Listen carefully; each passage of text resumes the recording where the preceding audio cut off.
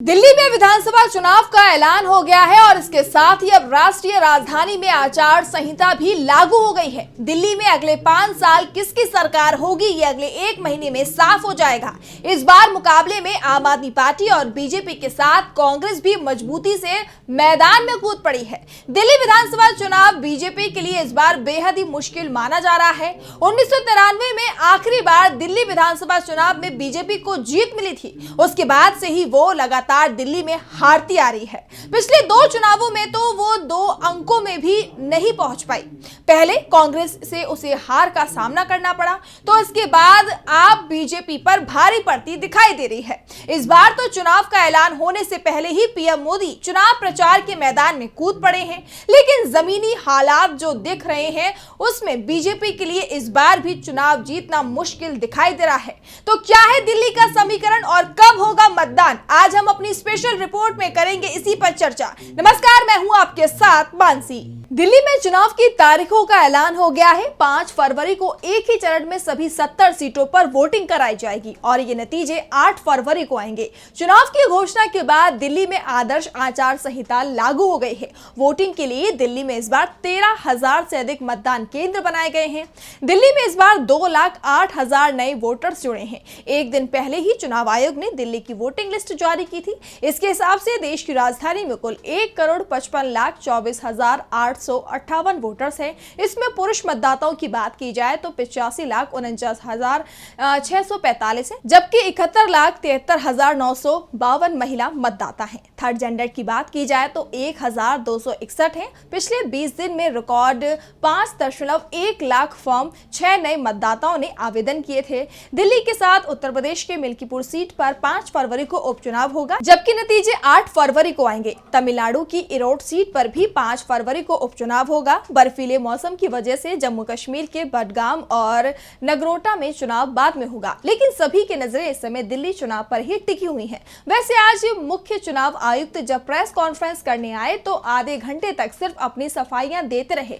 हम पर जो आरोप लग रहे हैं वो सब झूठे हैं। हम बेहद ईमानदारी से चुनाव कराते हैं। वोटिंग लिस्ट में बदलाव से लेकर हर मुद्दे पर उन्होंने बात की। यानी अब चुनाव का ऐलान हो चुका है। 5 फरवरी को मतदाता तय करेगा कि किसे जीत मिलेगी। चुनाव के ऐलान के बाद अब सवाल ये उठ रहा है कि क्या एक बार फिर दिल्ली में आम आदमी पार्टी की सरकार बनने वाली है, क्योंकि कांग्रेस भी इस बार पूरी ताकत से चुनाव लड़ती दिख रही है। बीजेपी को दिल्ली में तभी जीत मिल सकती है जब उसके विरोधी वोटों का बंटवारा हो जाए। 2013 के विधानसभा चुनावों में वोटों का बंटवारा हुआ तो बीजेपी सबसे बड़ी पार्टी बनी, लेकिन सरकार आम आदमी पार्टी की ही बनी। इसके बाद आप मजबूत होती दिखाई दी और बीजेपी की सीटें वैसे ही घटती चली गई। अब हम आपको पहले बताते हैं कि 2020 के चुनाव परिणाम क्या थे।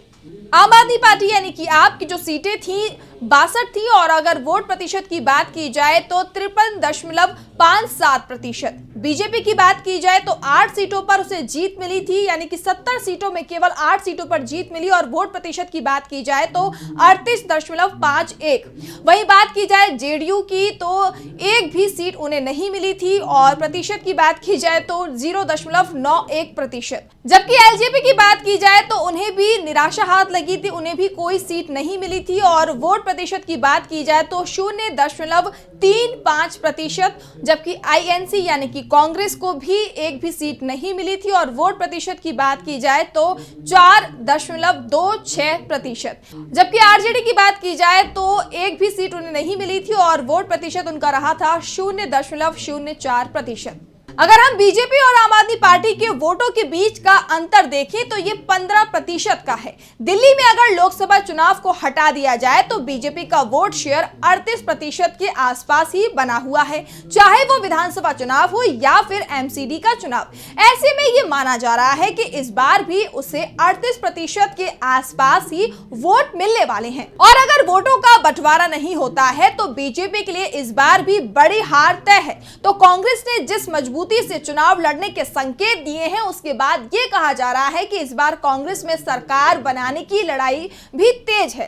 अगर 2020 के चुनाव परिणाम को देखें तो अगर कांग्रेस का वोट प्रतिशत जो है 15% बढ़ता दिख रहा है और आपको किसी तरह की मुश्किलें नहीं आने वाली हैं, क्योंकि 2020 में आप और बीजेपी के बीच 15% से ज्यादा वोटों का अंतर था। और अगर कांग्रेस मजबूत होती है तो ये साफ है कि उसकी तरफ से जो वोट सबसे पहले आएगा वो मुस्लिम और दलित वर्ग से होगा, जिसमें आपकी मजबूत पकड़ है। इसके अलावा मिडिल क्लास का वोट भी कांग्रेस की तरफ आएगा, यानी कि कांग्रेस की मजबूती से सिर्फ आपको ही मुश्किल नहीं होने वाली है बल्कि बीजेपी की मुश्किलें बढ़ जाएंगी।